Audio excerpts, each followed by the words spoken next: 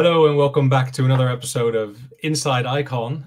Today it's me, David, accompanied by our most regular guest, it's Min. Welcome, Min. How have you been? I've been good. Yeah, I can't believe a month already passed by. I feel like I've been saying that every time I talk to you and Beth, but yeah, it always feels really short. And yeah, I mean, the entire month of November has been a good mix of being busy with strategic planning, and obviously we're now heading into the holiday season, so took some time off to spend with family. Um, but overall, very, very excited and, happy with the level of execution that we've been managing over the past couple of months. And, obviously we have more things to execute in the next couple of months and further out. So Yeah, looking forward to all of that. it is. It's right now. It's the last day in November. Tomorrow, this will drop. It'll be the 1st of December. It's the end Mhm. of the year already, and it has flown by. Feels like yesterday that the announcements went out with like the strategy for the year, announcing Yeah. xCall, saying we're gonna see if we can build this, we're gonna see if we can connect these blockchains to it, and it's all happening right now. Anyone who's following the updates or social media accounts can see these blockchains connecting and these apps now beginning to use it. So yeah, it's really flown by the year. And something else has happened this month. The markets have woken up, it seems, and I don't know what to think of it. I know there's a halving happening next year. There's cycles that go up and down.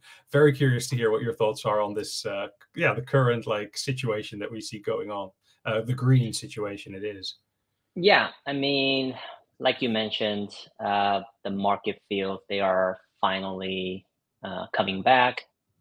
In my case, I want to be a bit more conservative and say it is more normalizing at this point, with hopefully less kind of volatility and pricing pressure. Um, this morning, I talked to a trader who said we've seen the most amount of dollars moving into crypto, especially Bitcoin, since the FTX crisis over a year ago. So it's good to see some volume coming back, and obviously with the macroeconomic conditions, with the stock market also um, coming back, it's been helping. So I don't think you could pinpoint to exactly, I think what you said, the Bitcoin halving and the ETF narrative has always been there. People who are always bullish on Bitcoin and the crypto has always, they've been holding, so I think that allows less price pressure. But yeah, I mean, I think a lot has happened in the past month in regards to, seeing, you know, for example, the FTX crisis and Sam Bankman-Friedman, you know, SBF also, getting, the trial results have, uh, Mm-hmm. you Yeah, know, that happened. it's country. Yeah, that happened. So we're now finally feel like we're moving past that. Yeah. We saw the changing of the guards of the Binance.com, where the CEO CZ had to step down and pleaded guilty. Um, I think all of that is good news in the sense that I think we're moving past Yeah. that stage, and now we have more upside to look forward to. So everyone I've been talking to over the past month have, you know, had much more positive reaction to these type of newses, and talking about how now the focus could finally come back to actually building and project instead of going into all these crises and lawsuits and SEC allegations. Just moving past that, I think, is a positive sign for the entire Yeah. industry. Yeah, because the halving traditionally, the Bitcoin halving is like a news event that kind of hits the mainstream every 4 years, and markets may or may not follow. And now with, Hmm. yeah, you said Sam Bankman-Fried, that trial occurring, change of the guard at Binance, it feels like it's all like shaping up like clockwork, Yeah. but it could also not be any like causal relation. It could just be a coincidence. And um, yeah, you say you speak to people who are optimistic. Traders are seeing like huge volumes compared to what it was a couple of months ago, flowing back in. So I'd say exciting altogether for a guy like me, and maybe a guy like you as well.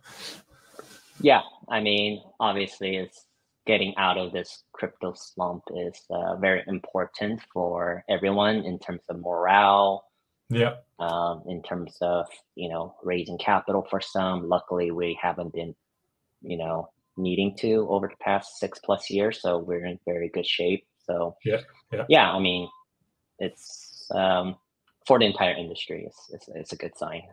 yeah. Um, well, that is excellent, and that's something to look forward to in 2024. I'd say a month from now. Um, Mhm. if we look back at 2023, how we started it off, we had this strategy announcement where xCall was announced as a cross chain, bridging technology. Uh, it got built. We've been connecting blockchains with it. It seems like the January promise has been delivered, and I was curious if you could tell us a bit more about what's to come for it.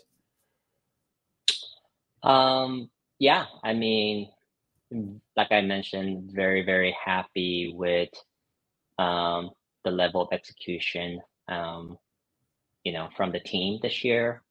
Um, and I think this is where we wanted to be, you know, a couple of years ago. Hmm. Unfortunately, I mean, I sound like a broken record, but, we've obviously made some miscalculations and we had to kind of claw back. And, we were on, you know, I would say restructuring mode for the past couple of years. We had to do entire migration to a new blockchain a couple of years ago. Data migration took a year, so all of that took a while for us to kind of get back to where we want to be. Hmm. This Hmm. year is where we kind of finally getting to that new beginning, which is where we wanted to be, which is start the integration.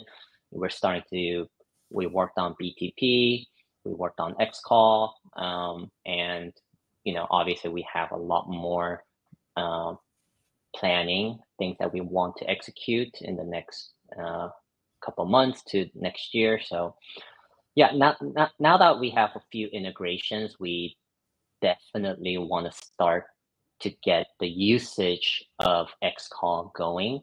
Um, we want the usage of xCall to translate into the actual protocol revenue, which is basically bringing back value into the Icon ecosystem, into the hands of the ICX holders. So Yeah, the yeah. size initially, although we are very optimistic and I'm very optimistic in the long run in terms of like building up this, what we call protocol revenue, the size, initially may not be as meaningful immediately, but I think it's important milestone to hit. And like I said, the goal is to continue to grow that protocol revenue into the futures. And I think we have the right team, tools, and everything to kind of accomplish that. But Hmm. I think step one is to, okay, let's start getting some usage of xCall.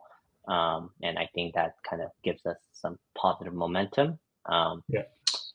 and as I mentioned previously, xCall integrations are, has been going great. We will continue to add more chains and do more chain integrations. I think it's always a bit difficult to do the first couple of these, but Yeah. Especially with the IBC already being integrated, there's a bunch of Cosmos blockchains that we can integrate immediately into xCall. So like onboarding new chains on Cosmos is going to be much easier, and it will only get easier. The question is, we got to pick and choose, and hopefully we'll get to that stage where a lot of these chains will kind of do the integration themselves. And I think that's going to be sort of the inflection point that we want to see. And that's going to take a bit of time, right? Like how I think a good example might be a Ledger Live integration. Like, Ledger Live was initially all handled internally, but they built, they allow other third parties to integrate and they review it. So they sort of outsource a lot of the coding, and that's what we want to see with xCall, in the future. So we're hoping to see that. Yeah. Lastly, we'll continue to experiment and bring in, mainstream audience. I would like to say that our mission has always been, from the very beginning, our vision. It's not just for us, right? For the entire industry, is to bring mainstream audience into crypto.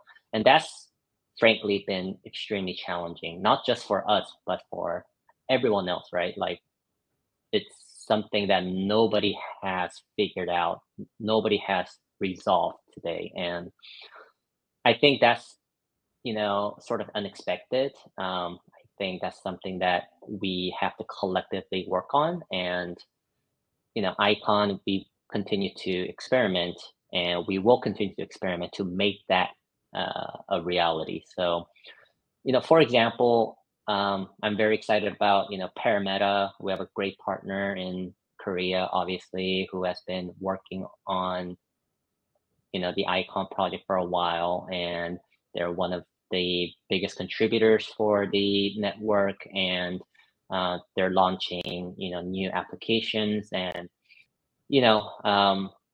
and they'll be launching an application. Hopefully, we're estimating to bring about 100,000 users immediately. So, more details will come out from Parameta in the future, but very excited about those type of initiatives. And that's just one initiative that I'm talking about, but we want to get other applications going as well. These are companies that are actively working to onboard regular users onto blockchain without them necessarily realizing or knowing that the technology is being used under the hood. Right. So I think one of the biggest challenges has been, abstracting away the complexity of blockchain for the mainstream users, right? So I think there's this saying in not just crypto, but the entire tech industry, that the best UX is no UX, right? Like, you don't even realize that what you're using behind the scenes. Like, who cares? Like, that blockchain or crypto is running behind the scenes. You don't even have to realize that you're using it. So that's sort of the mindset I think Icon we're going with. I think there's been a lot of frustration in the industry when we see updates with, the most popular app like MetaMask, which is still very complicated to use for mainstream users. It works well and it has a lot of users, but still, like, it's hard to argue that there is, it's hard to say that there is, mainstream users using MetaMask or any of these wallets or any of these applications that's connected to the blockchain. There are a few experiments, but few games, but we haven't seen a single hit game on in the Web3 space, right? There's been a lot of investments going into Web3 gaming. We still haven't seen that one major mega hit that I think a lot of the investors and a lot of the general public wanted to see. Yeah, But yeah, hopefully that will come, but that might take some time. Yeah. yeah, and it might be an end result when the users, I mean, like the mainstream users do come flowing in. It might at face value look a lot more boring than we ever imagined it would be, because no one's even realizing that they're using blockchain in the back end, and Yeah. it's just applications running on different chains. Icon playing a very important part in the infrastructure of that, building out the cross-chain messaging functionalities and making that accessible to app developers and builders. I think that's such an important puzzle piece that has long been overlooked. I think you can go cross-chain. It's possible. It's been possible for a while, but it's not necessarily easy, and there's a lot of caveats. And I think that's an area that can use a lot of improvement. And I think that Icon is bringing that. So yeah, quite excited about that too. And then moving forward with that in the next year, we know that Balanced is already passing governance votes to go cross-chain using the tech that's being built and delivered only a month ago on mainnet, that is. So things are definitely moving at a nice pace. I was on x.com the other day, and I saw you tweet about icon inflation. After a while, I read that, and you made a point that you thought icon inflation was relatively low. Now, I happen to know that Cosmos ecosystem has the Atom token, which inflates at 10%.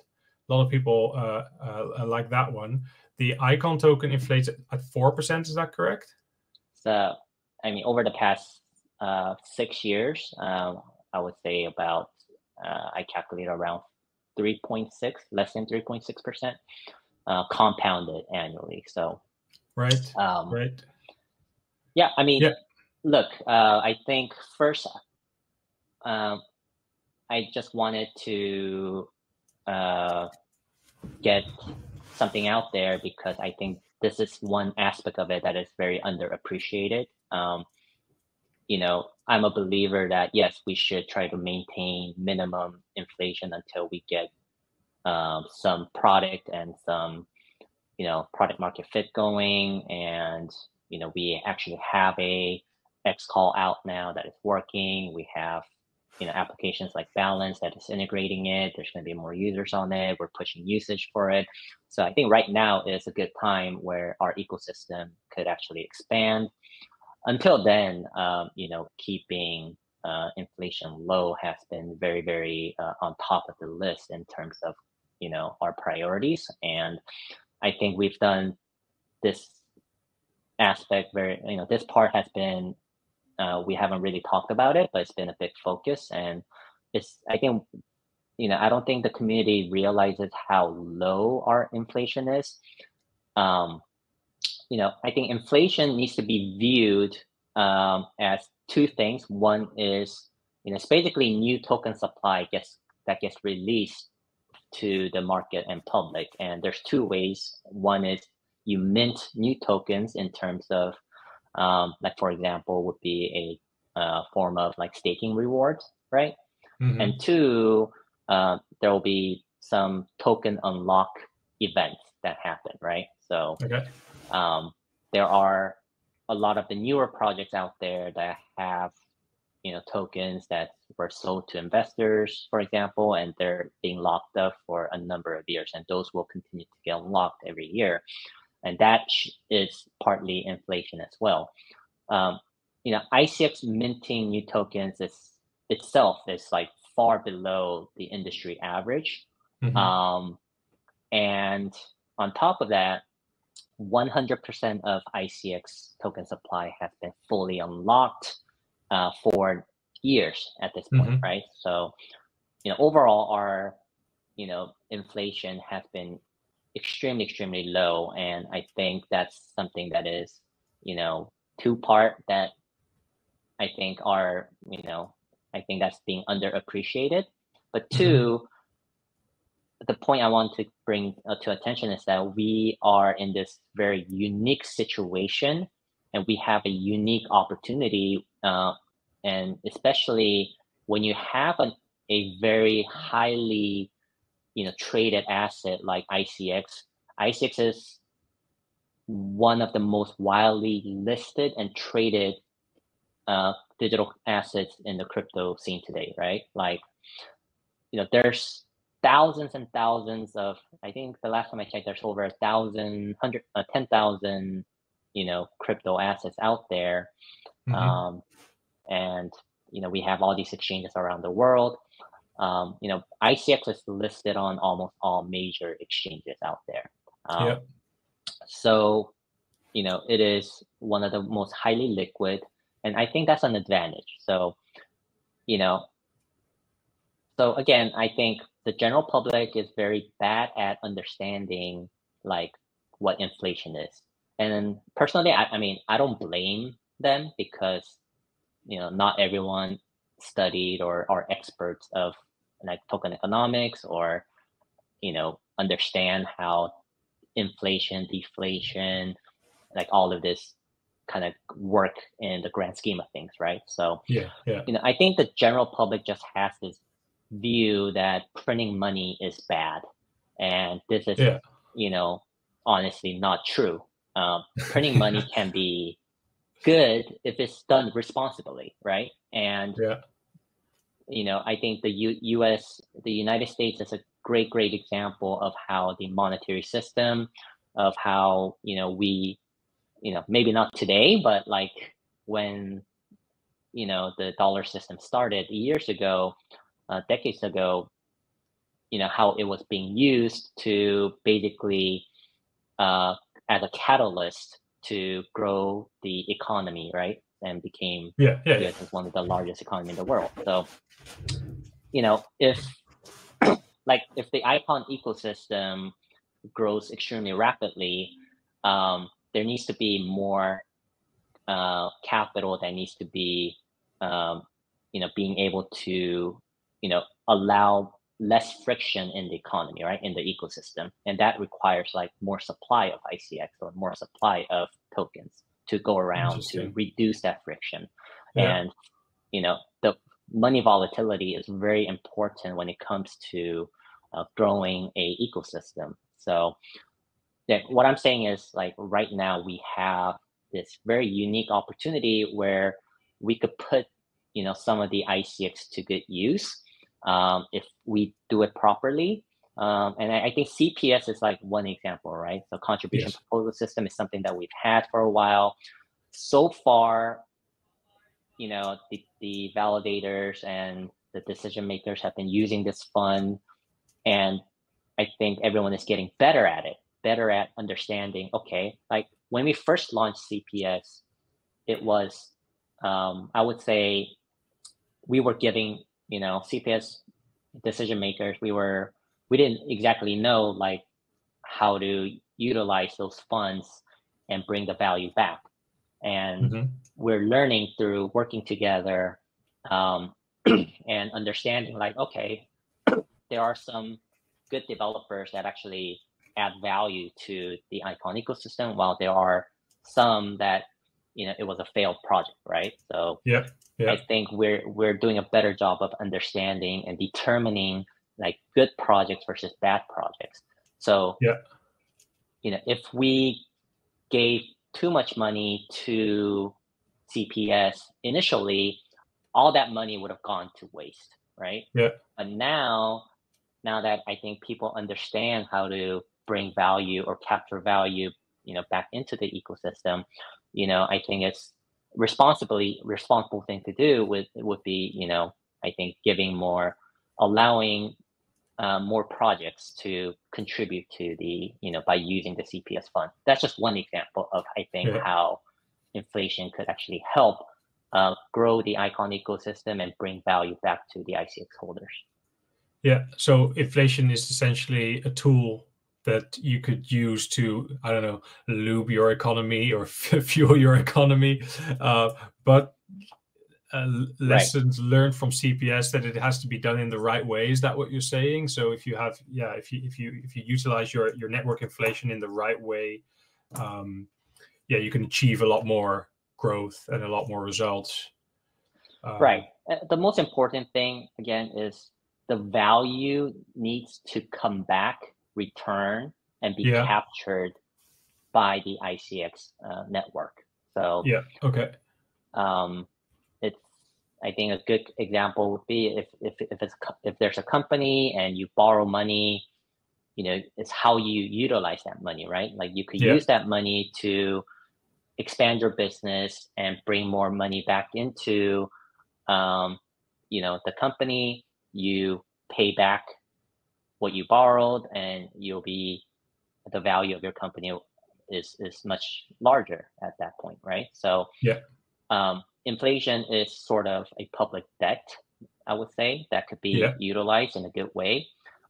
ICX right now, we as an ecosystem, like we have like extremely low debt, I would say. So we could essentially take on more debt Yeah. to utilize that fund to increase the activity of our ecosystem, to bring more volume and then we want to be able to capture that as like protocol revenue, and essentially we're going to be able to bring more value back into the Icon network. Yes, and with solid products and solid applications using the product, I'm talking about xCall in this case, then that Yeah, becomes a very absolutely. viable path. Okay, well that's very interesting. We'll see where that goes. Little lesson on inflation there for me, and I suppose for people listening as well. So thanks for that. Yeah, I have one more question actually. This is then going off topic, staying on topic. We talked about AI and blockchain a lot. You said or you mentioned that you were, listening and talking to people about possible AI applications or combinations with blockchain technology. And I was just curious if, like, in the meanwhile, you've run into any, use cases, or have you spotted any products that are successfully combining AI with blockchain, or is crypto and AI still finding on discovery mode, so to speak? Yeah, I mean, definitely, I think we're in the discovery phase right now. I think just yesterday, HAVAH is sort of a sister project, that's more focused on NFTs and Yeah. gaming, but that's using the same tech stack as Icon. HAVAH recently, I think just yesterday, announced that they are partnering with an AI company started by another Icon related management partner. And he started an AI fashion company called Veeam, VIIM, I believe, and it's an application. And they partnered up to explore some, to use generative AI for creating new digital assets that could essentially be, NFT'd. I honestly don't know the full details, but that's at a very high level. I personally lack the knowledge. I haven't thought about this deep enough to have a personal opinion on this subject matter. But, all I can say is that it's great that these experiments are happening. People are trying, and 99% of these ideas will fail. But, if we could get one or two, real solid use cases between AI and crypto, I think that would be very interesting. And obviously I've seen a few other talks and, talks about how to use AI for blockchain. Things like, I guess it's not just crypto specific, but using AI to speed up, development for smart contracts, for, any type of development, right? So,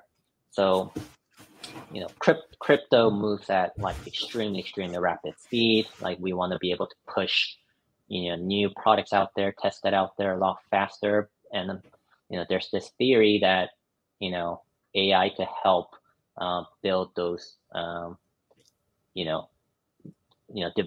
increase the speed of development for these applications and blockchain and so forth.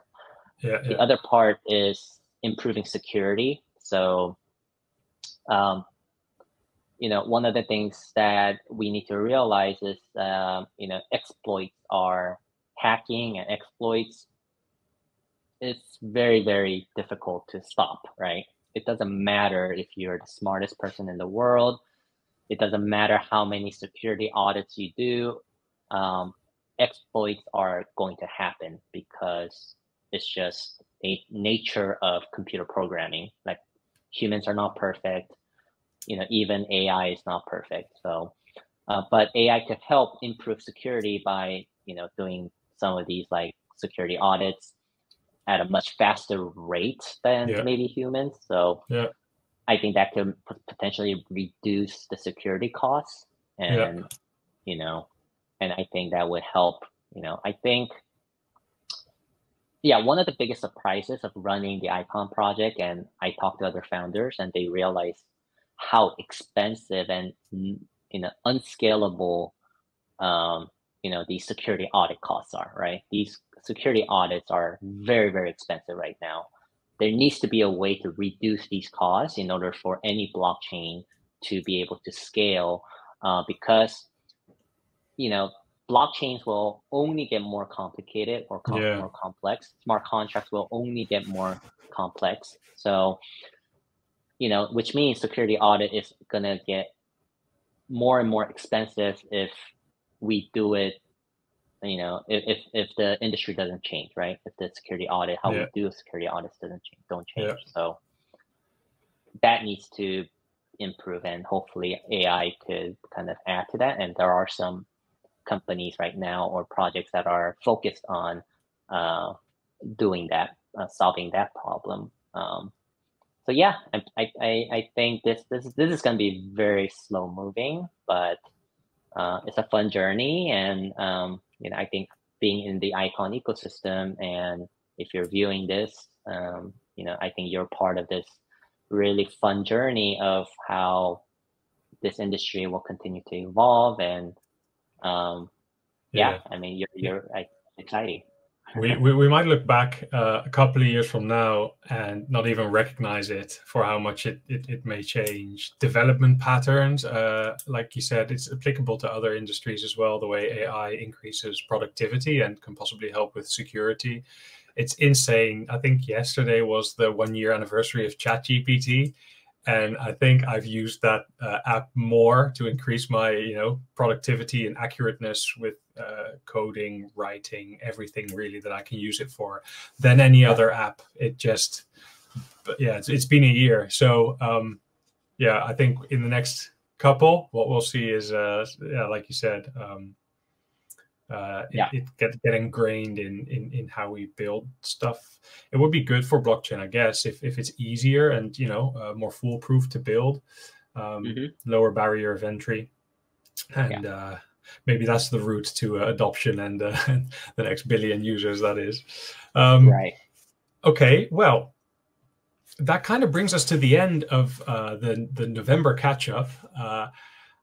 We're going to wind down, and I was just going to ask you at the end, as I usually do, if there's anything else that caught your attention that we haven't talked about in the past month, or if you just want to do some shout outs, you're welcome to.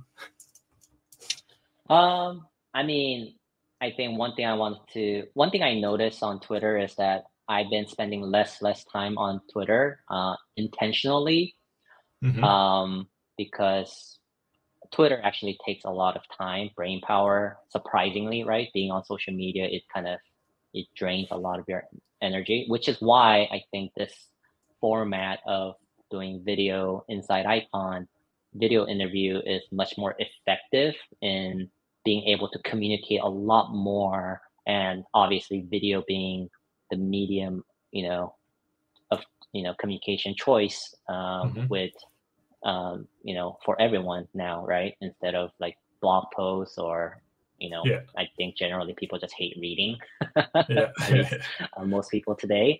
So I kind of find this more effective, but I would love to hear your comments on things, community comments on things that you want to hear more about. fairly an open book when it comes to, being transparent as much as possible within any legal restriction that we have. But no, I think we want to share as much as possible. We just, want to hear more feedback on things that we want to be able to, have a conversation around. And, very happy that our communication team, the marketing team, they've been ramping up on, the kind of third-party articles. I think there was an article that went out today on Hacker Noon, which mentions the Icon project alongside a lot of the other projects out there. So, those type of things we're revamping, very excited about that. And, we have a really solid team today that could, continue to think about what the community wants to hear and respond to it. So yeah, I think right now it's a good time for the community to come in and talk to Discord managers and, voice your opinions on things that you want to hear. And, we'll do our best to communicate that. But I love the way how our community is just beyond just me, beyond just the Icon Foundation. We have, other validators that are stepping up to kind of, develop. We have other teams that have branched out to contribute to the Icon ecosystem. So really, really excited how, we are being more and more, a real community that is collective, not just focused on the Icon Foundation, doing all the communication. I think we're very decentralized at this point to be able to say that. And I think that's something that we as a community should be very, very proud of. Yeah. Yeah, I think so too. That's actually a very nice way to end this Inside Icon episode, this catch up. So thanks for that, Min. On my end, I'd like to say that was all. So I'm going to thank every listener who's still here for hanging in there. Obviously, people are subscribing and liking, sharing, commenting, and reposting. And if you want to join discussion about Icon, or if you want to meet some other people who are in Icon, Discord is the way to go. So you can find like the link to Discord on icon.community or on the Twitter pages or on Google. So thanks everyone for listening. Thanks Min for being here with me. And then all we have left to say is bye-bye. Thanks. Bye-bye. Bye.